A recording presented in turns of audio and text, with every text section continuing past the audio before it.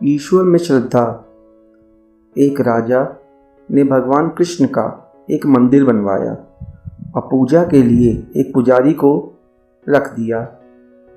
पुजारी बड़े भाव से बिहारी जी की सेवा करने लगे। भगवान की पूजा अर्चना और सेवा टहल करते करते पुजारी की उम्र बीत गई। राजा रोज एक फूलों की माला सेवक के हाथ से भेजा करते थे। पुजारी वह माला बिहारी जी को पहना देते थे। जब राजा दर्शन करने आते तो पुजारी वह माला बिहारी जी के गले से उतार कर राजा को पहना देते थे। यह रोज का नियम था। एक दिन राजा किसी वजह से मंदिर नहीं जा सका। उसने एक सेवक से कहा, माला लेकर मंदिर जाओ, पुजारी से कहना आज मैं नहीं आ पाऊंगा। सेवक ने जाकर माला पुजारी को दे दी और बता दिया कि आज महाराज का इंतज़ार ना करे।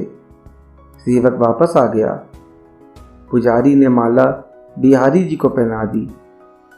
फिर उसे विचार आया कि आज तक मैं अपने बिहारी जी की चढ़ी माला राजा को ही पहनाता रहा, कभी ये सौभाग्य मुझे नहीं मिल पाया।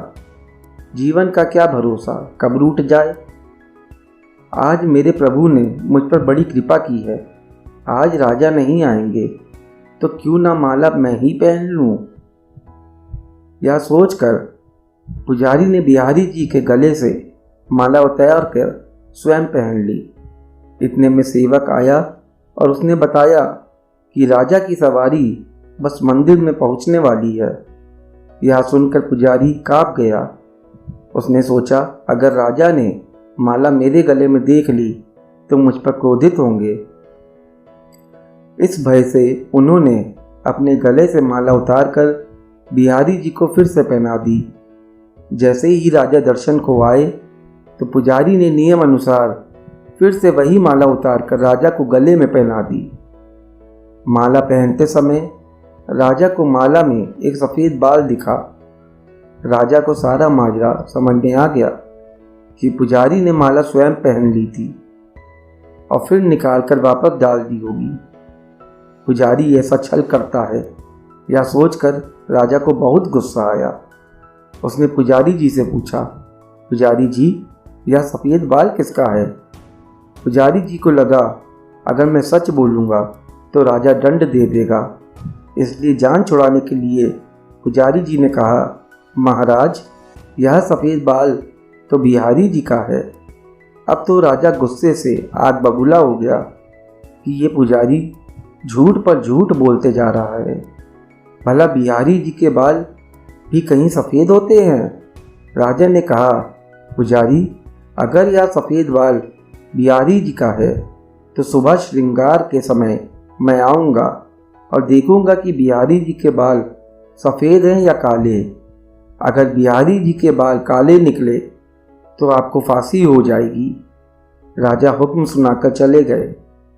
अब पुजारी रोकर बिहारी जी से विनती करने लगा, प्रभु मैं जानता हूँ आपके सम्मुख मैंने झूठ बोलने का अपराध किया है।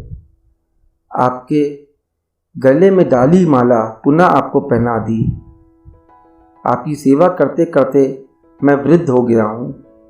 यह लालसा ही रही कि कभी आपकी चढ़ी माला पहनने का सौभाग्य मिले। इसी लोभ में यह सब अपराध हुआ है।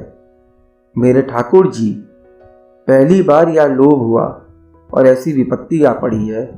हे मेरे नाथ, अब नहीं होगा ऐसा अपराध। अब आप ही बचाइए, नहीं तो कल सुबह मुझे फांसी पर चढ़ा दिया जाएगा। पुजारी सारी रात रोता रहा। सुबह होते ही राजा मंदिर में आ गए। उसने कहा कि आज प्रभु का श्रृंगार वह स्वयं करेगा। इतना कहकर राजा ने जैसे ही मुकुट हटाया तो वह हैरान रह गया। बिहारी जी के सारे बाल सफ़ेद थे। राजा को लगा पुजारी ने जान बचाने के लिए बिहारी जी के बाल रंग दिए होंगे। गुस्से से तमतमाते हुए उसने बाल की जांच करनी चाहिए। बाल असली हैं या नकली, यह समझने के लिए उसने जैसे ही बिहारी जी का बाल तोड़ा, बिहारी जी के सर से खून बहने लगा। राजा ने प्रभु के चरण पकड़ लिए और क्षमा मांगने लगा। बिहारी जी की मूर्ति से आवाज आई, राजा, तुमने आज तक मुझे केवल मूर्ति ही समझा, इसलिए आज से मैं तुम्हारे लिए सिर्फ मूर्ति ही हूँ। पुजारी जी मुझे साक्षात भगवान समझते हैं। उनकी श्रद्धा की लाज रखने के लिए आज मुझे अपने बाल भी सफ़ेद करने पड़े, वह रक्त की धार भी बहानी पड़ी तुझे समझाने के लिए। कहते हैं ना, समझो तो देव नहीं तो पत्थर, श्रद्धा हो तो उन्हीं पत्थरों में भगवान सप्राण होकर भक्त से मिलने आ जाते हैं।